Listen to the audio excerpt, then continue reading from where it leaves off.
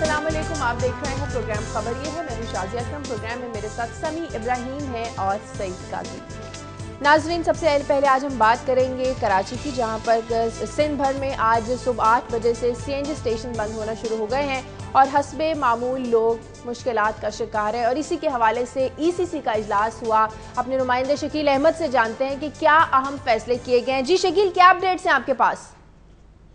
देखिए शाजिया, जो ECC का कल इजलास हुआ उसमें दहाई एक अहम फैसला ये किया गया है कि जो गैस लोड मैनेजमेंट प्लान है उसकी मंजूरी दी गई और प्रायोरिटीज सेट की गई हैं। और दावा ये किया गया है कि नंबर 1 डोमेस्टिक और कमर्शियल सारिफीन होंगे, फिर पावर सेक्टर होगा, फिर इंडस्ट्री और खाद का सेक्टर होगा, और फिर सीमेंट, और आखिर में CNG। यानी लोगों को अब मौसम सरमा के बाद अब मौसम गर्मा जो आने वाला है उसमें भी लंबी लाइनें होंगी और CNG किसी को नहीं मिलेगी। और पहले जो है वजारत पेट्रोलियम और उसके जो इदारे हैं वो CNG जो मालिकान हैं उनके साथ मिलकर लोगों को लूट रहे थे और 92 रुपए किलो तक फरोख्त कर रहे थे CNG। अब चूंकि सुप्रीम कोर्ट ने मुदाखलत की है, ये काम रोक दिया गया है। अब उन्होंने सोचा ये है कि अब इंडस्ट्री वालों के साथ मिल जाएं, इंडस्ट्री को गैस फराहम करेंगे घरेलू सारिफीन, और CNG वाले फिर सफर करेंगे और वही लाइनें होंगी और वही एहतजाज होंगे। तो कल जो फैसला किया गया है उसमें जो सुई SNGPL है और SSGPL है, यानी सुई सदरन और सुई नादरन गैस कंपनीज, उनको अनलिमिटेड पावर्स भी दे दी गई हैं कि वो अपनी मर्जी से मैनेज कर सकेंगे डेली बेसिस पे कि किसको गैस फराहम करनी है और किसको नहीं। तो मजमूई तौर पर ये एक जो है पॉलिटिकली मोटिवेटेड डिसीजन है। अच्छा, ये बताएं कि पंजाब को गैस दिए जाने के हवाले से भी कुछ अहम फैसले हुए कल? जी बिल्कुल, पंजाब की जो सनतें हैं उनको अब गैस फराहम करने का फैसला कर लिया गया है क्योंकि इलेक्शन ईयर है, अब इलेक्शन होने हैं और प्रेशर बहुत ज्यादा था। पंजाब में सबसे ज्यादा एहतजाज हुआ पिछले सालों में, तो इस बार ये फैसला किया गया है कि जो पंजाब की इंडस्ट्री है उसको अनइंटरप्टेड गैस फराहम की जाएगी ताकि उससे बचा जा सके। ठीक है, बहुत अच्छा, ये एक जो CNG एसोसिएशन है उन्होंने तो जो लोड मैनेजमेंट प्लान है इसको रिजेक्ट कर दिया, तो क्या अब इस पे उनका मजीद आगे भी लाएअमल होगा? देखिए समी साहब, उन्होंने पहले भी इनका जो फार्मूला था प्राइसिंग का उसको मुस्तरद किया, अब गैस लोड मैनेजमेंट प्लान है इसको मुस्तरद किया है। गवर्नमेंट का ये ख्याल है कि हम मरहलावार अब इसको खत्म कर देंगे CNG को, क्योंकि LPG जो है वो इम्पोर्ट करनी है। वहाँ भी जो वजीर मौसूफ हैं पेट्रोलियम के उनके लिंक्स हैं, वो भी इम्पोर्ट जब करेंगे वहाँ पे भी माल खाएंगे। और इंडस्ट्री वाले जो हैं, ये जो एसोसिएशन वाले हैं, इन्होंने भी पहले गवर्नमेंट के साथ मिलकर लूटा, चूंकि अब उनके मफादात आपस में मिल नहीं रहे, इसलिए अब दोनों एक दूसरे के अगेंस्ट हो गए हैं। अब आने वाले दिनों में CNG वाले फिर प्रोटेस्ट करेंगे और अल्टीमेटली जो सफर करना पड़ेगा वो गरीब लोगों को करना पड़ेगा। 35 लाख गाड़ियां हैं CNG पे, लेकिन गैस नहीं मिलेगी तो लोग परेशान होंगे। ठीक है, बहुत शुक्रिया काई साहब। जो इन लोगों ने इतनी महंगी CNG किट्स लगाई हुई हैं उनका क्या बनेगा? नहीं, मैं आपको इसको बड़े तनाजुर में देख सकते हैं। कल परसों हमने स्टोरी एक की थी कि यहाँ CNG और इससे सारे एनर्जी क्राइसिस की वजह से 3 दिन हमारे ज़ाया होते हैं। अब 3 दिन का मतलब क्या है? इसे मईशत की ज़बान में 1 घंटे का जो काम है उसे आदमी घंटा या मैन आवर कहते हैं। और एक दिन में अगर 24 घंटे हों तो ये 24 घंटे हैं तो इसका मतलब ये है कि इसको 3 से ज़रब दे दें तो ये इतने मैन आवर ज़ाया हो रहे हैं। ये इससे आपकी GDP गिरती है। मगर इसमें एक और भी बात करते हैं, ये जो 15-20 साल पहले ना एक नया फरमान तुलू होता है, डीरेगुलेट कर दें, नया मईशत का एक निज़ाम और इंसराम आ गया, दैट इज फॉलिंग अपार्ट। उसमें क्या हुआ? कार्टल्स आ गए, अभी ओगरा वाले पकड़े गए हैं, आएंगे उनसे भी बात कर लेंगे। लेकिन अगर आप देखें तो इस मैशत की इन्होंने चूल्हे ला के रख दी हैं। और अब इसकी बुनियादी तौर पे जो अब आपका सबसे बड़ा इशू है 3 आपका ग्रोथ रेट, आपने 4.2 क्लेम किया था, पता चला अब ये नहीं होगा। इस मुल्क में जितनी वर्क फोर्स एंटर हो रही है जॉब मार्केट में, उसको मसरूफ रखने के लिए आपको कम से कम 8 से 9% का ग्रोथ रेट चाहिए। तो आप ग्रोथ रेट इससे दे सकते हैं। अब ये क्या है? अभी वो क्या कह रहे थे, हमारे नुमाइंदे हमें बता रहे थे कि पहले वो उधर से मिलकर लूट रहे थे, अब इधर से मिलकर लूट रहे हैं। तो ये जिस तरीके ये जो इकोनॉमिक मॉडल है, और ये यही नहीं बैठा, अभी आप मिस्र की मैं स्टोरी करूंगा, हर जगह पे ये मॉडल बैठ गया है और एक अनरेस्ट है, बेचैनी है, गुर्बत है, लोग खुदकुशियां कर रहे हैं क्योंकि रोजगार नहीं है। तो ये कोई एक गैस का मामला नहीं है, ये एक ऐसे माशी मॉडल के इन्हदाम का मामला है कि जो पूरी दुनिया में, और इसी पे अब बहस भी हो रही है, दुनिया में इस पर गुफ्तगू हो रही है, इसको लोग रीथिंक भी कर रहे हैं और इससे निकलने की कोशिश भी कर रहे हैं। मगर this is what it is, और यही है कि इसको आप हर शोबे में जो है वो देख सकते हैं कि जो आपका क्राइसिस है। अच्छा, इसमें जो बाकी तो जो काजी साहब का अपना पर्सपेक्टिव है, ایک جو انہوں نے بات کی ہے وہ صحیح ہے کہ جب یہ سی این جی کٹس کی اجازت دی گئی تھی تو یہ اس وقت نہیں سوچا گیا کہ جب ہم اتنا اس کا یوز بڑھا رہے ہیں ہماری آؤٹ پٹ کتنی ہوگی اور کب ہمارے یہ گیس کے ذخائر اگر ختم ہونے لگیں گے تو اس کا متبادل ہم نے کیا سوچا ہے. اب بھی وہی ہو رہا ہے کہ بغیر کسی پلاننگ کے آپ سی این جی کو 5ویں نمبر پہ لے آئیں. جو یہ جی ڈی پی گروتھ کی بات کر رہے ہیں اس کے لیے تو انہوں نے جو فرسٹ پریورٹی ہے وہ کمرشل سیکٹر کو رکھا ہے کہ اب وہ ساری فیکٹریاں وغیرہ چلیں گی. لیکن اب جو کیا ہو رہا ہے کہ اب سی این جی کو اب پھر پیچھے لے گئے ہیں, اب کوئی ایل پی جی کو لانے کی بات کر رہے ہیں, دوسرے جو ریسورسز ہیں ان کو لانے کی بات کر رہے ہیں. لیکن اس میں کیا ہوگا کہ جب آپ وہ پالیسی بنا رہے ہیں تو ابھی کسی نے یہ کوئی کیلکولیٹ نہیں کر رہا کہ اس کے آگے 5-7 سال کے بعد کیا ہوگا. تو بیسیکلی جو ہمارے ہاں پالیسی میکنگ کا جو پروسیس ہے نا, اس میں نہ تو پراپر ریسرچ ہے اور نہ ہی پراپر ہماری جو نیشنل نیڈز ہیں ان کو سامنے رکھ کے فیصلہ کیا جاتا ہے. صرف جو لوگ اقتدار میں بیٹھے ہیں, اگر کسی نے کوئی کمیشن بنانا ہے یا کسی کو کوئی فائدہ نظر آ رہا ہے ایک short term short sided policy بنا کے اس پر عمل درآمد کرتے ہیں جس سے بجائے فائدے کے نقصان. پالیسی تو کارٹلز کو نوازنے کی ہے, ہر چیز پروفٹ کو لے کے کارٹلز کو دیکھ کے آپ ڈیزائن کرتے ہیں, آپ پلاننگ کرتے ہیں. پلاننگ آج بھی معیشت میں ہو رہی ہے, لیکن پلاننگ کیا ہو رہی ہے, یہ ہو رہی ہے کہ جہاں پہ انڈسٹری پر وہاں پہ پلاننگ ہو رہی ہے پروفٹ کیسا کریٹ ہو, اس میں سے شیئر کس کا کتنا ہے, کون اس میں سے کتنا ایسا لے کے, یہ پلاننگ ہو رہی ہے اور اسی وجہ سے یہ سارے عذاب ہیں. چلیں ٹھیک ہے, مجھے ایک بریک لینی ہے اور بریک کے بعد جب واپس آئیں گے تو ہم آپ کو بتائیں گے کہ کراچی سے اسلام آباد جانے والی پرواز کے ساتھ ہوا کیا.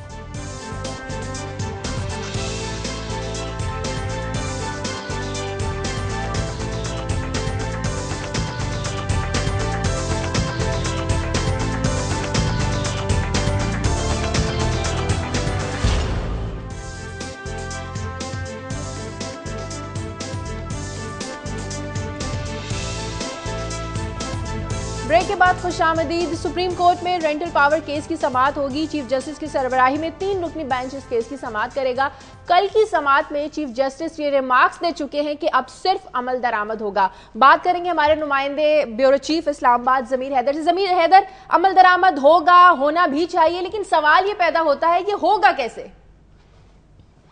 دیکھیں شازیہ, ابھی تک جو صورتحال چل رہی ہے اس میں تو یہی نظر آ رہا ہے کہ اب سپریم کورٹ جو ہے وہ بہت سیریس ہے. اب بہت ساری چیزیں جو ہیں وہ سامنے آتی جا رہی ہیں, جس طرح اب کل گزشتہ رات جو ایک رپورٹ سامنے آئی ہے rental power case, rental power project case میں اصغر خان صاحب کی. تو اب چیزیں اگر اسی طرح سامنے آنے لگ جائیں گی اور پھر بھی اگر سپریم کورٹ اس پر عمل نہیں کرے گا اور باقاعدہ اس پر جو صرف اب انویسٹیگیشن ہی چلتی رہیں گی تو پھر تو کچھ بھی نہیں ہوتا نظر آئے گا. اور اگر یہ رپورٹس اس طرح سامنے آنا شروع ہو جائیں گی اور پھر کوئی فیصلہ نہیں آئے گا تو پھر تو اچھا ضمیر یہ بتائیے کہ یہ آپ نے بڑی اچھی بات کی, کل کی رپورٹ بھی آئی, ہم نے دیکھی کہ اس میں دوبارہ سے الائج کیا گیا اور یہ رپورٹ پیش نہیں کی گئی تھی ڈائریکٹلی نیب کی طرف سے. یہ فرمائیں کہ یہی جو آپ بات کر رہے ہیں, رپورٹیں آ رہی ہیں, ایشو سامنے آ رہے ہیں, ہم آج تک ان 4 سالوں میں یا کتنا عرصہ بھی گزر گیا کوئی ایک آدمی کو بھی سزا نہیں مل سکی, یا تو پھر یہ الزامات غلط تھے اور ہمارا ملک الحمدللہ کرپشن فری کنٹری ہے, یا پھر اس پوری ایکسرسائز کا مطلب کیا ہے؟ دیکھیں یہاں تو پھر ان رپورٹس کے بیس پر جو ہے وہ سپریم کورٹ فیصلہ کر دے کہ جی یہ رپورٹس غلط ہیں اور انویسٹیگیشن غلط ہوئی ہیں اور اس میں اس پورے جو کیس ہے, یہ جو پورا اتنا بڑا ڈرامہ رچایا ہوا ہے پچھلے 2-2.5 سال سے کہ آر پی پی والا, یہ سب بکواس تھا.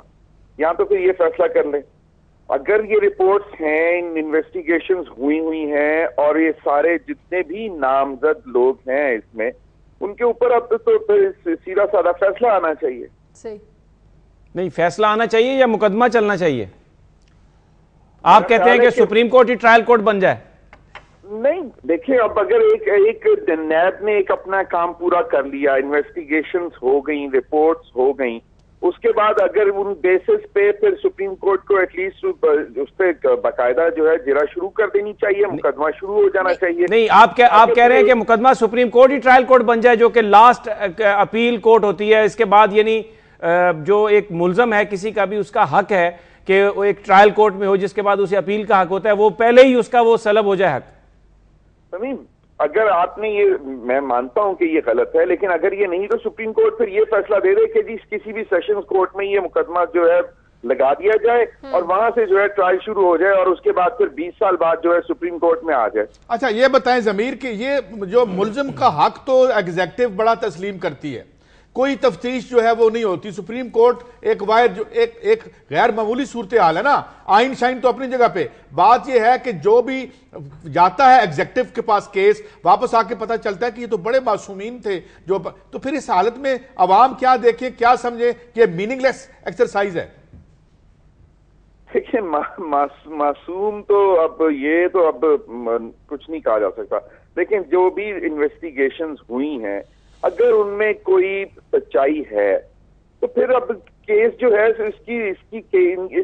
ان سارے معاملات کی باقاعدہ مقدمہ درج ہو کر کیس شروع ہو جانا چاہیے, سننا شروع کر دیں کیس, کس بھی لیول پہ بھی سننا ہے, ہائی کورٹ کے لیول پہ, سیشنز کے لیول پہ یا سپریم کورٹ کے لیول پہ, لیکن باقاعدہ جو ہے اس پہ ایک ٹائم فریم رکھ کے اس کو سننا شروع کیا جائے اور اس کے بعد اس میں فیصلہ آ جانا چاہیے, چاہے وہ اسلام آباد ہائی کورٹ سے آئے, پھر اپیل میں جس نے بھی جانا ہے وہ جائے سپریم کورٹ میں. لیکن اب یہ ایک چیز کو لٹکائے جانا. اچھا ضمیر یہ بتائیں کہ ایسی بھی اطلاعات ہے کہ وزیر اعظم راجہ پرویز اشرف پر ناجائز اپنے اختیارات کے استعمال سمیت 3 اور الزامات ہیں. دیکھیں وہ جو رپورٹ آئی ہے اس میں تو یہ آ رہے ہیں, میں نے وہ رپورٹ اتنا ڈیٹیل پڑھی نہیں ہے, لیکن باقاعدہ یہی الزامات ہیں کہ جب وہ وفاقی وزیر تھے انہوں نے اپنے اختیارات سے تجاوز کر کے جو ہے وہ کام کیا, اور اس میں یقیناً وہ جو ان کے ساتھ تھے شوکت ترین صاحب, ان کا بھی نام اسی طرح ہے, اور ان میں اس میں یہ کہا گیا کہ ان دونوں نے مل کر جو ہے اس کا جو کوئی پرسنٹیج تھی اس کو انکریز کیا. تو اب اگر یہ اسٹیبلش ہو جاتا ہے کہ ان دونوں نے یہ مل کر کیا اور باقی جو سیکریٹریز جن کے نام ہیں وہ بھی اس میں شامل تھے, تو اگر یہ ساری انویسٹیگیشن سامنے ہے اور یہ ساری چیزیں بلیک اینڈ وائٹ ہوتی ہیں. دیکھیں کہ کوئی بھی پولیٹیشین کی سمیع صاحب بیٹھے ہوئے ان کو معلوم ہے کوئی بھی کسی بھی کاغذ پر کسی پولیٹیشین کا سائن نہیں ہوتا. اکاؤنٹنگ آفیسر جو ہے وہ سیکریٹری ہوتا ہے, اور سیکریٹری جو فائنل ڈاکومنٹ جو ہے کسی بھی وزارت کا وہ سیکریٹری کے سگنیچر سے ہوتا ہے. پبلک اکاؤنٹس کمیٹی میں منسٹر تو نہیں بیٹھا ہوتا, سیکریٹری آ کے جواب دے رہا ہوتا ہے کہ جی یہ پیسے یہاں پہ خرچ ہونے تھے, یہاں زیادہ دے دیے گئے, یہاں کم دیے گئے, یہاں ہم سے غلطی ہوئی, یہاں یہ آپ ہمیں معاف کر دیں. تو اب اگر اسٹیبلش یہ کرنا اتنا آسان نہیں ہوتا کسی بھی منسٹر کے اوپر کہ جی اس نے یہ اپنے اختیارات سے تجاوز کیا.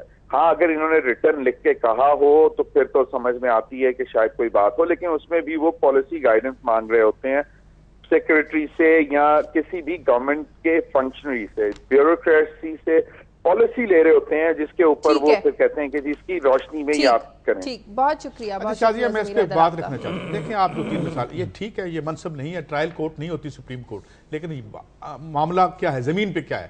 شاہ رخ جتوئی کو پکڑنا ہے تو سپریم کورٹ کرے.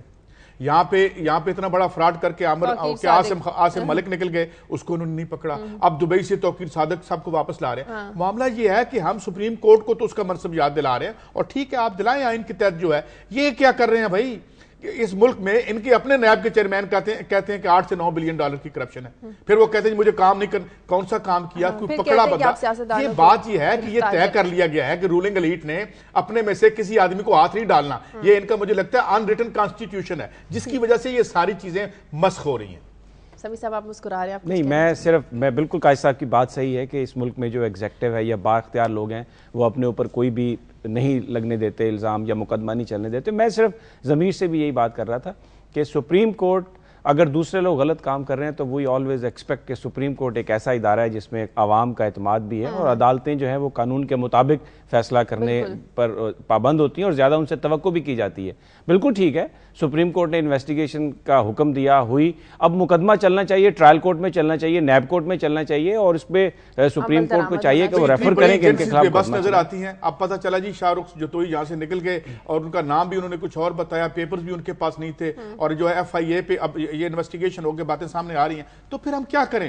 عام آدمی کو تو آپ فوراً پکڑ لیتے ہیں. دیکھیں آپ معاملے کو ٹھیک کرنا چاہتے ہیں نا, تو اگر ایک فریق غلط کر رہا ہے, مثلا ایگزیکٹو کے لوگ غلط کر رہے ہیں, تو اس کا یہ مطلب نہیں ہے کہ مقابلے میں جو دوسرا فریق ہے وہ بھی غلط کرے, وہ پھر سارا کچھ غلط ہو جائے گا. شروع کر دیتے ہیں نہیں ایگزیکٹو جو کر رہی ہے وہ درست ہے. کدھر جائیں اس ملک کے لوگ؟ سپریم کورٹ, اب آپ کے پاس آخری ایک رستہ ہے, سپریم کورٹ کی طرف لوگ اس لیے دیکھ رہے ہیں کہ آپ اپنا کام نہیں کر رہے, اور جو کام آپ کر رہے ہیں وہ آپ کو نہیں کرنا چاہیے. بادی النظر میں آپ کے بارے میں یہ پرسپشن بہت گہرا ہے. ساری جو عدالتیں ہیں وہ پنجاب ہائی کورٹ کے ماتحت ہیں صوبوں کی, پھر وہ سپریم کورٹ کے ماتحت آ جاتی ہیں.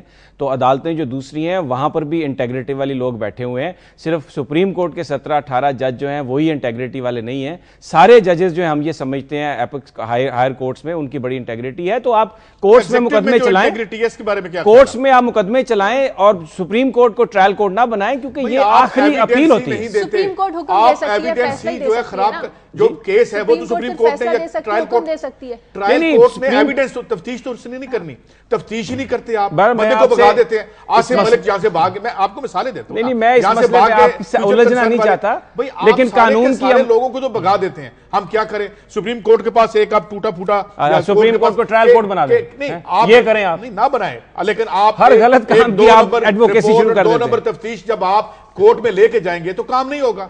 آپ چاہتے ہیں کہ یہاں پہ جو پاورفل, جو خود آپ بات کہتے ہیں کہ ان کو نہ پکڑے, عوام کو پکڑ لیں, عوام کو تو پہلے پکڑ رکھا. اس قسم کا آپ سپریم کبھی تنقید کو ڈائیورٹ نہ کریں. جو ان کا کام ہے اگر یہ ٹھیک کریں تو سپریم کورٹ کو وہ نہ کرنا پڑے. اگر جو تفتیش ٹھیک ہو, لوگ پکڑے جائیں, یہاں سے دبئی نہ بھاگ جائیں, وہ عدالتوں کے سامنے پیش ہوں, تو عدالتوں کو آپ دیتے ہی نہیں ہیں. اگر بریک لگے تھوڑی سی تو یہ آپ اس قسم کا انقلاب سپریم کورٹ میں نہ لائیں. قانون کی عملداری جو ہے وہ بدعنوانی کا انقلاب لا رکھا ہے, خدا را اس پہ بھی تنقید کیا کریں. آپ نے جو بدعنوانی کو انسان کی حتمی تقریر بنا کے پیش کر رہے ہیں, یہ ایسا نہیں ہے, کیونکہ حالات دنیا میں بدل رہے ہیں. لوگ پھر اس کو التحریر بنا دیں گے. کل وہ ہم نے بتایا تھا انقلابی آٹوز کے مستری جو ہیں وہ پھرتے رہیں گے, ان کی کامیابی کا امکان نہیں ہے. لیکن بدعنوان لوگوں کے جو ہیں نمائندے وہ بھی گفتگو کرتے رہیں گے, ہم کہاں روک سکتے ہیں. ہم بھی اپنی گفتگو آگے جاری رکھتے ہیں. ہم آپ کو بتائیں کہ کراچی سے اسلام آباد جانے والی پرواز PK562 کو پائلٹ نے لاہور اتار لیا. دراصل وجہ یہ تھی کہ کیپٹن صاحب نے اپنی بیٹی کو لاہور اتارنا تھا. اسی طرح لاہور میں قانون کے 3 مجاہدین کو ڈیوٹی کرنا مہنگی پڑ گئی. ایک مشکوک گاڑی کو تلاشی لینے کے لیے روکنے پر تینوں اہلکار تھانے میں بند کر دیے گئے, اور تھانے میں بند کرنے والا انہی کے محکمے کا ایک اعلیٰ آفیسر تھا. یہ دونوں معاملات کیا ہیں؟ بریک لیتے ہیں, بریک کے بعد واپس آئیں گے تو بات کریں گے ہمارے نمائندے عمر یعقوب سے.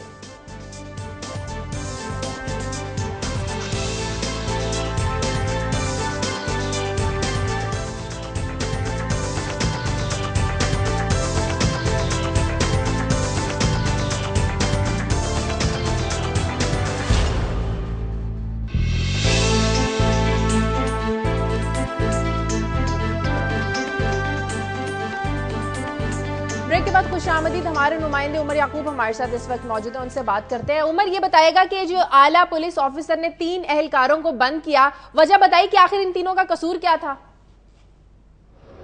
جی شازیہ, بالکل رات کو ایک ایسا واقعہ پیش آیا جس نے سب کو حیران کر دیا تھا. ہمیں پتہ چلا کہ 3 مجاہد سکواڈ کے جوانوں کو تھانہ گلبرگ میں بند کر دیا گیا. ان کے خلاف FIR درج کر دی گئی ہے, اور FIR کی جو دفعہ لگائی گئی ہے وہ دفعہ 155C, مطلب کہ انہوں نے غفلت برتی اپنی ڈیوٹی کے دوران.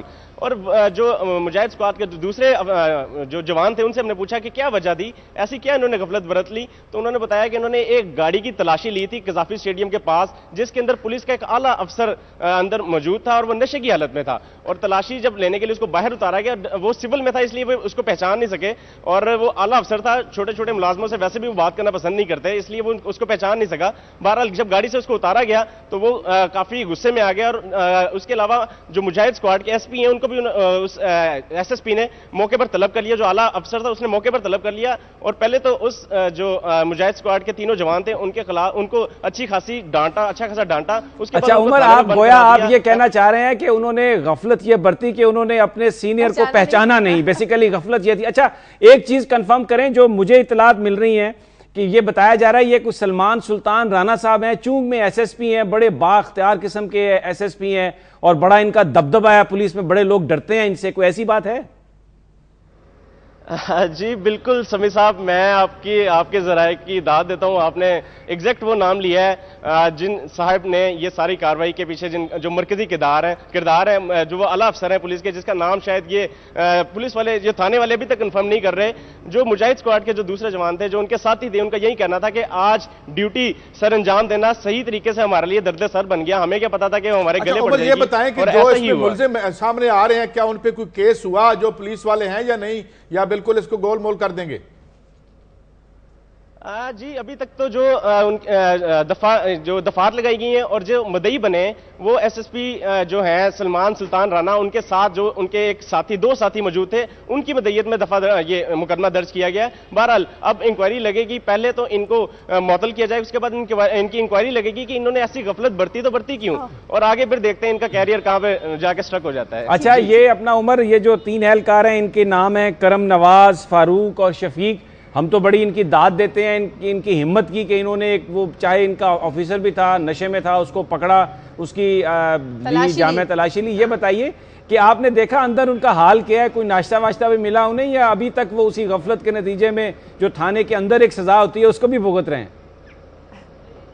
سمی صاحب کیا خوبصورت سا ایک واقعہ ہے. اس کو یہی میں کہوں گا کہ رات کا اندر تو کسی بندے کو جانے نہیں دیا. جس وقت یہ واقعہ پیش آیا، جب یہ مجاہد اسکواڈ کے جوانوں کو اندر بند کر رہے تھے، فوراً تھوڑی دیر بعد یہاں پر میڈیا کی ٹیمیں پہنچ گئی. نہ تو میڈیا کے کسی اہلکار کو اندر جانے دیا گیا، اور نہ ہی اس وقت جو موبائل فورس رات کو گشت کر رہی تھی ان کو بھی اندر جانے سے روک دیا گیا کہ صبح آئیے گا، پھر دیکھیں گے، صبح آپ کو اندر جانے کی اجازت دی جائے گی.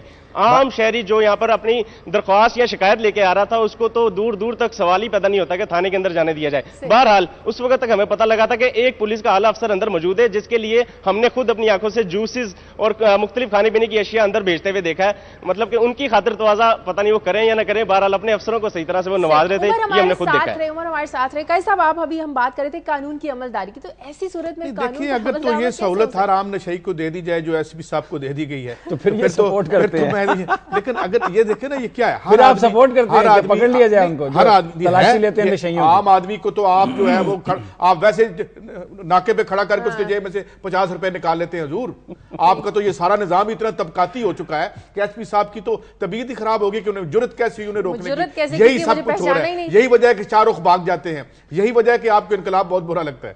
اچھا میں اس سٹوری پہ صرف یہ بات کروں گا کہ یہ اب شہباز شریف صاحب کے کو دیکھنے کی ضرورت ہے، چیف منسٹر نے پنجاب کے، کہ یہ ہو رہا ہے. اور عمر عطا بندیال صاحب جو لاہور ہائی کورٹ کے چیف جسٹس ہیں، ان کو بھی دیکھنا چاہیے کہ وہ جو 3 اہلکار ہیں ان کو کچھ حوصلہ دیں، ان کی آپ کوئی اشک شوئی کریں، ان کو بتائیں کہ اگر آپ فرائض صحیح سر انجام دیں گے تو کچھ لوگ ہیں، کچھ طاقتیں ہیں جو آپ کے پیچھے کھڑے ہوں گی. اور یہ جو سلطان رانا جیسے افسر ہیں جو نشے میں بھی رات کو چلتے ہیں، طاقت بھی صبح اپنی دکھاتے ہیں، کم از کم ان کو کوئی میسج جانا چاہیے. بہرحال دیکھتے ہیں کہ اب کیا گڈ گورننس دکھاتے ہیں اس میں شہباز شریف صاحب. ٹھیک ہے، ہم نے آگے بڑھتے ہیں اور عمر سے بات کرتے ہیں. عمر ایک اور جو واقعہ پیش آیا، کراچی سے اسلام آباد پی آئی اے کی پرواز جا رہی تھی، بجائے یہ کہ اسلام آباد جا کے رکتی اسے لاہور میں کیوں اتارا گیا، ذرا آپ بتائیں.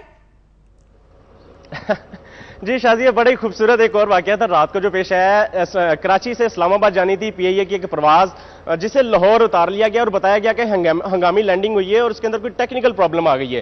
جب پی آئی اے انکوائری سے ہم نے پتہ کیا تو انہوں نے یہی بتایا کہ چند منٹوں کے بعد اس کو دوبارہ روانہ کر دیا جائے گا. لیکن کچھ ہمارے ذرائع نے ہمیں بتایا کہ 3 مسافر اس کے اندر سے اترے جو وی آئی پی لاؤنج کے ذریعے باہر آ گئے. جب ہم نے مزید اس کو فالو کرنے کی کوشش کی تو پتہ چلا کہ وہ تینوں میں سے ایک پائلٹ کی بیٹی تھی، جن کو اتارنے کے لیے پائلٹ نے خاص طور پر لاہور کے ایئرپورٹ پر جہاز کو لینڈ کیا. اس کے 22 منٹ کے بعد جہاز دوبارہ روانہ ہو گیا اور اسلام آباد پہنچ گیا. بہرحال صرف جو جہاز کے کیپٹن تھے طارق جاوید صاحب، انہوں نے اپنی بیٹی کو لاہور اتارنے کے لیے جہاز کو خاص طور پر لاہور اس کی لینڈنگ کی اور اس کے بعد وہ یہاں سے گئے.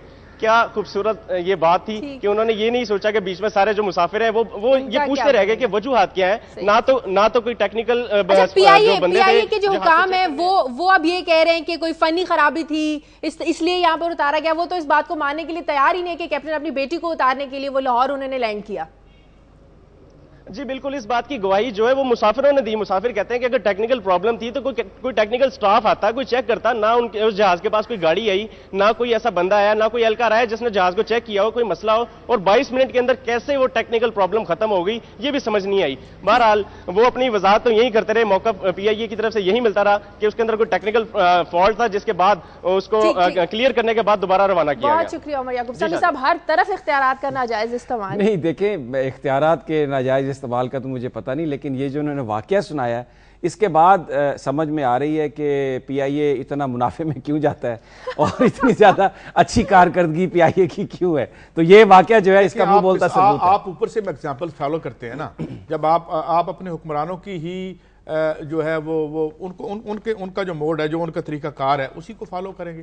तो ये है कल्चर यहाँ पे राइज है, अफसोसनाक बात है। ठीक है, आगे बढ़ते हैं और बात करेंगे अफसोसनाक वाकया जो कल फैसलाबाद में पेश आया। शौहर ने बीवी को फायरिंग करके और उसको कत्ल कर दिया, उसके बाद बच्चों पर फायरिंग की और उसके बाद फिर खुदकुशी कर ली। और उसने अपने बच्चों को क्यों कत्ल किया, बताया गया कि उसके घर में हमेशा लड़ाई रहती थी और जब उसने फायरिंग की उससे एक रात पहले भी उनकी लड़ाई हो चुकी थी अपने घर वालों से। हमारे नुमाइंदे मोहिउद्दीन हमारे पास साथ टेलीफोन लाइन पर मौजूद है, उनसे बात करते हैं। मोहिउद्दीन, इनके अहले खाना, घर वाले, लवाहिकीन और जो हमसाए हैं वो क्या कहते हैं इस वाकये के बारे में? हम कोशिश करेंगे कि हमारे नुमाइंदे मोहिउद्दीन से अच्छा, एक तो मैं आपकी तस्दीक कर दूं, मोहिउद्दीन जो है ना वो वहां पर एडिटर भी हैं अखबार के, ब्यूरो चीफ भी हैं। तो आपने सिर्फ नुमाइंदा कोई छोटा लफ्ज तो नहीं है, नुमाइंदा कहते हैं, कौमी असेंबली में हमारे नुमाइंदे हैं भाई, तो क्या they do not take it as an offence. तो नहीं, मैं ये नहीं कह रहा कि उन्होंने ऑफेंस लिया होगा। आई एम जस्ट सेइंग कि he is resident editor also. मैं तो सिंपली ये कह रहा हूं। बहरहाल ये जो वाकया है इसकी तफसीलात अभी मोहिउद्दीन साहब हमें देंगे। जो मैंने देखा है इसमें 2-3 चीजें ऐसी थी कि एक तो जो उन्होंने कत्ल किया, ये बताया गया कि गुर्बत की वजह से खुदकुशी की, घर में लड़ाई की वजह से खुदकुशी की। 2 चीजें, लड़ाई और चीज है, गुर्बत और चीज है। लेकिन जो आला कत्ल जो वहां से बरामद हुआ है वो रिपीटर है, जो एक बड़ा महंगा वेपन है और नॉर्मली लोगों के घरों में नहीं होता। इवन पॉलिटिशियंस भी जो बड़े बड़े हैं वो अपने घरों में नहीं रखते और उसकी कीमत बहुत ज़्यादा है। तो अगर तो गुर्बत से तंग आकर काम किया है तो फिर एक सवाल ये है कि वो इतना गरीब आदमी इतना महंगा वेपन कहाँ से ले आया और उसने कैसे वो कत्ल किया। तो वो जो कोई घरेलू कोई नाचाकी जो है, कोई उनका जो चल रहा था उसकी को वजह हो सकती है, क्योंकि जो उनके साहबजादे हैं, तौर पे मतलब जो उन्होंने 18 साल जो बच्चा था वो जॉब पे था, उसको जॉब से बुला के मारा है। तो अगर मोहिउद्दीन अगर उनसे राब्ता हो जाए तो वो आपको सही बता सकते हैं, लेकिन बड़ा अलमनाक वाकया ये। मोहिउद्दीन लाइन पे है जी। मोहिउद्दीन, इस कल का ये वाकया, इसके बाद क्या पेशरफ्त हुई है इस केस में? मुकदमा किसके खिलाफ दर्ज किया गया? लवाहिकीन क्या कहते हैं, हमसाए क्या कहते हैं? हाँ शादिया, बिल्कुल अभी जिस तरह समी साहब बता रहे थे, ये गुर्बत की वजह से तो नहीं हुआ और बज़ाहिर यही लगता है कि घरेलू नाचाकी थी और वही जो बाद में मोहिउद्दीन से फिर हमारा राब्ता कट गया। कॉलर है लाहौर से हमारे साथ, नौमान। हेलो अस्सलाम वालेकुम जी। वालेकुम सलाम। हेलो जी, अस्सलाम वालेकुम। वालेकुम अस्सलाम जी मैम, क्या हाल है? जी बिल्कुल ठीक ठाक जी, बोलिए। मैम मैंने बताना था कि देखें जी, हमारे पास जो है ना, इसमें चालान वालों ने जो रेट कंट्रोल, प्राइस कंट्रोल वाले जो होते हैं, उन्होंने रेड की यहाँ पे, लेकिन वो उनको हमने बताया कि हमने जो खरीद हमें आ रही है 135 रुपीज पर किलो, अगर हमें चीज आ रही है तो वो हमें 120 सेल करने को कह रहे हैं, तो हम कैसे कर सकते हैं? अच्छा, ये किस जगह से आप कॉल कर रहे हैं? कौन सी जगह पर ये छापा मारा प्राइस कंट्रोल कमेटी ने? जी मैं मॉडल टाउन से कॉल कर रहा हूँ। Model town. और किस चीज आपको, सब्जी वगैरह है, मीट है, क्या है? नहीं, हमारे पास ये हम जनरल स्टोर है। तो आपको चीज जो है वो मिल रही है 130-135 पे और वो कह रहे हैं कि आप 120-125 पे बेचें। आपको मैं मिसालन एक बात बता रहा हूँ कि देखिए जी, अगर एक चीज आप 20 रुपए खरीद रहे हो, ठीक है, और हुकूमत उसका रेट दे रही है 10 रुपए रिटेल में, तो हम उसको 10 रुपए रिटेल में कैसे सेल कर सकते हैं? क्योंकि हमारा तो टोटल लॉस हो जाएगा। फिर हम सीधी सी बात है अपना कारोबार बंद करते हैं और हम घर जाके बैठ जाते हैं।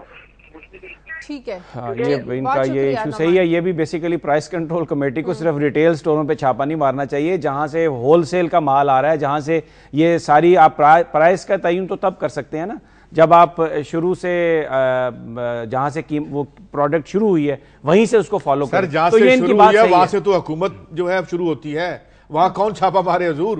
یہی تو بات ہے کہ کارٹلز آپ کے حکمران بن گئے ہیں، بزنس ان کا یہ پیشہ اصل کاروبار ہے، ساتھ یہ پالیٹکس بھی ہو رہی ہے، تو ان کو کون پکڑے؟ چھوٹے دکانداروں کو ہی پکڑیں گے۔ صحیح، پروگرام میں وقت ایک بریک کا، بریک کے بعد واپس آئیں گے اور کچھ مزید خبریں بھی آپ کو بتائیں گے۔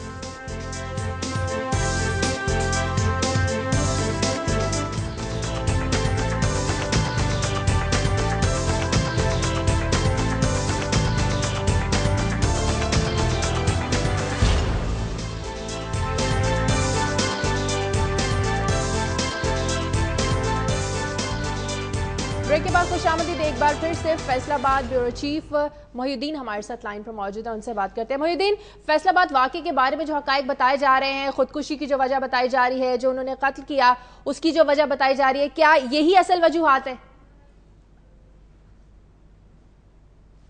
ہیلو، بار بار کوشش کر رہے ہیں ہم محی الدین سے بات کرنے کی، ایک بار پھر سے ہمارا رابطہ جو ہے وہ کٹ گیا ہے محی الدین سے۔ بہرحال ہم آگے بڑھتے ہیں اور بات کرتے ہیں امریکی سینٹ نے امریکہ کے نئے وزیر خارجہ کے طور پر سینیٹر جان کیری کی تعیناتی کی منظوری دے دی ہے۔ جان کیری گزشتہ 28 سالوں سے امریکی سینٹ اور امور خارجہ کمیٹی کے رکن ہے۔ سمیع صاحب، پاکستان کے اس پر کیا اثرات ہوں گے؟ پاکستان نے اس کو ویلکم کیا ہے، شہری رحمان صاحبہ نے بھی کہا ہے، لیکن میں یہ دیکھ رہا تھا کہ وہ وال اسٹریٹ جرنل میں ایک آرٹیکل آیا جس میں انہوں نے یہ کہا ہے کہ فرینڈ آف اسلام آباد ان واشنگٹن، یعنی جان کیری جو ہیں، ابھی جب ان کی کنفرمیشن ہو رہی تھی تو اس میں انہوں نے پاکستان کے کردار کے حوالے سے بڑی پازیٹیو باتیں کہی ہیں، اور خاص طور پر انہوں نے کہا کہ اگرچہ اسامہ بن لادن جو مارے گئے پاکستان میں، اس کا ہم نے کوئی کریڈٹ پاکستانیوں کو بہت زیادہ نہیں دیا، لیکن در حقیقت یہ پاکستانیوں کی اجازت کی وجہ سے ہی سب کچھ ممکن ہوا، جنہوں نے پہلے ہماری ٹیم کو وہاں پہ جانے دیا اور پھر انہوں نے اس کا سراغ لگایا۔ تو بظاہر ایسا لگ رہا ہے کہ جو جان کیری ہیں، کیونکہ ان کے پاکستان کے سیاستدانوں کے ساتھ بڑے روابط ہیں، کم از کم جو پاکستان کا موقف ہے وہ سمجھتے ہیں، اب کیونکہ وہ ہیں تو امریکہ کے سیکریٹری آف اسٹیٹ، تو ڈیفینیٹلی ان کا کام امریکی مفادات کا تحفظ ہے۔ اگر ہم یہ ان سے توقع کریں کہ وہ ہلری کلنٹن اور جان کیری کا جو یہ دور ہوگا، اس میں کیا فرق آپ دیکھ رہے ہیں؟ نہیں، جان کیری اور ہلری کلنٹن کا جو اس میں سب سے بڑا فرق یہ ہوگا، میں عرض کرتا ہوں، ہلری کلنٹن جو تھیں اس زمانے میں یہ ہوا، جو پہلا تھا کہ بیسیکلی جو پالیسی پینٹاگون کی جو تھی، سی آئی اے کی جو پالیسی تھی، اس نے پریویل کیا، اور اسٹیٹ ڈپارٹمنٹ کی جو ریکمنڈیشنز تھی ان پر عمل درآمد نہیں ہوا۔ لیکن ابھی ایک ہمیں واضح تبدیلی نظر آ رہی ہے، جس کی وجہ سے جان کیری کو بھی لایا گیا، اور جو ڈیفنس سیکریٹری آ رہے ہیں ان کے چک ہیگل، وہ بھی ایک چینجڈ پرسنالٹی ہے، ان کی بھی جو پرسیپشن ہے ان کا، تو ہم یہ ایسا لگ رہا ہے کہ ڈپلومیسی زیادہ ہوگی، اور کیونکہ ریکنسیلیشن بھی ہونی ہے، افغانستان سے امریکہ نے اپنی فوجیں نکالنی ہے، اور پھر جان کیری کا یہ کہنا ہے کہ بیسیکلی جو آپ کی اقتصادی جو پالیسی ہے وہی آپ کی فورن پالیسی ہوتی ہے، تو امریکہ کا جو اس وقت معاشی جو صورتحال ہے وہ بڑی خراب ہے، جنگ کو وہ اب زیادہ مزید افورڈ نہیں کر سکتے، تو یہاں سے وہ نکلیں گے، اس کے لیے ایک وے آؤٹ ہوگا۔ لیکن اس میں صرف ایک اچھی بات یہ ہے کہ جو پاکستانی ہیں ان کے ایک جو کمیونیکیشن لیول ہے جان کیری کے ساتھ وہ بہت زیادہ ہے، تو جو پاکستانی پرسیپشن ہے وہ وہاں پر موجود ہے، اور جب بھی کوئی فیصلہ ہوگا تو اس میں ڈیفینیٹلی پاکستانی پرسیپشن جو ہے وہ بھی ان کے سامنے ہوگا، یہ ایک سب سے بڑا فائدہ ہو سکتا ہے۔ شاید یہ ان کے مفادات ہیں، انہوں نے یہاں سے بھاگنا اور نکلنا ہے اب، تو اس کے بعد وہ اپنی جب ان کی پالیسی چینج ہوتی ہے اس کے مطابق وہ بندہ لے کے آتے ہیں، وہ ہمارے لیے اچھی ہوں گے یا نہیں ہوں گے، یہ آپ تو یہ بہت بڑا سوال امریکہ کے عوام کر رہے ہیں کہ ان کی حکومت ان کی اپنی عوام کے لیے اچھی ہے یا نہیں، یا ان ڈونرز کے لیے اچھی ہے جو انہیں پیسے دے کے الیکٹ کرواتے ہیں، ہوگا کچھ نہیں۔ اب یہاں سے نکلنا ہے، انہوں نے ایک ایسے شخص کی ضرورت ہے کہ جائے وہ اپنے جہاں دوستوں سے بات کرے، یہاں سے ہمارا ملٹری ہارڈ ویئر نکلوائیں، یہاں سے ہم اب نکل آئیں، کیونکہ جو واردات کرنی تھی، جو امریکہ کے اس حکمران طبقے نے امریکہ کا مال کھانا تھا اس جنگ کے ذریعے، ٹریلینز آف ڈالر اپنی ریاست پر بھی ڈال دیا، ہمیں ہماری زندگی بھی یہاں زبوں حال کر دی، تو میرے خیال میں we should not read much into it, this is in accordance with their own plans. میں ذرا اس میں ایک میں اگر اجازت دے دیں ایک کامنٹ، اس میں یہ تھا کہ جب امبیسڈر ہالبروک تھے تو ان کا یہ کہنا تھا، جب ان کو نمائندہ بنایا گیا تھا پاکستان اور افغانستان کا، کہ افغانستان کے اندر کامیابی کا جو راستہ ہے وہ پاکستان سے جاتا ہے، تو جان کیری بھی اسی فلسفی پر ہی بلیو کرتے ہیں۔ لیکن ہوا یہ کہ جب ہالبروک کی موت ہو گئی تو بعد میں جو چیزیں ہوئی، جیسے میں نے پہلے کہا کہ اس میں اسٹیٹ ڈپارٹمنٹ کو سائڈ لائن کر دیا گیا تھا، تو اب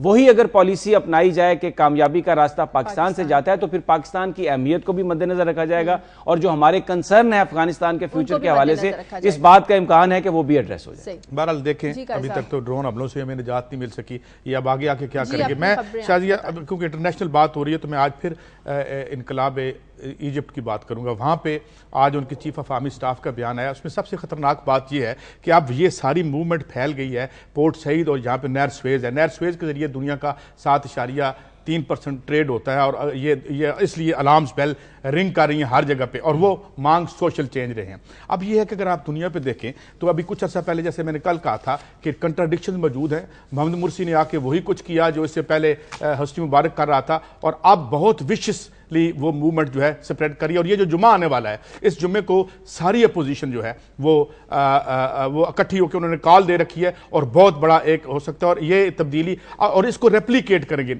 मैं अब इसको इसलिए बात करना चाहता हूँ कि आजकल इनकलाब को बड़ा हमने मजाक बना लिया है, और बाज़ हम नीम खानदा लोगों को इनकलाब पे कमेंट करते भी देखते हैं बाज़ वेबसाइट, और इनको देख के मुझे एक फिल्म का डायलॉग याद आता है। नहीं, मैं आपको नहीं कह रहा, मैं उनका कह रहा हूँ जो बाज़ वेबसाइट्स पे लिख रहे हैं।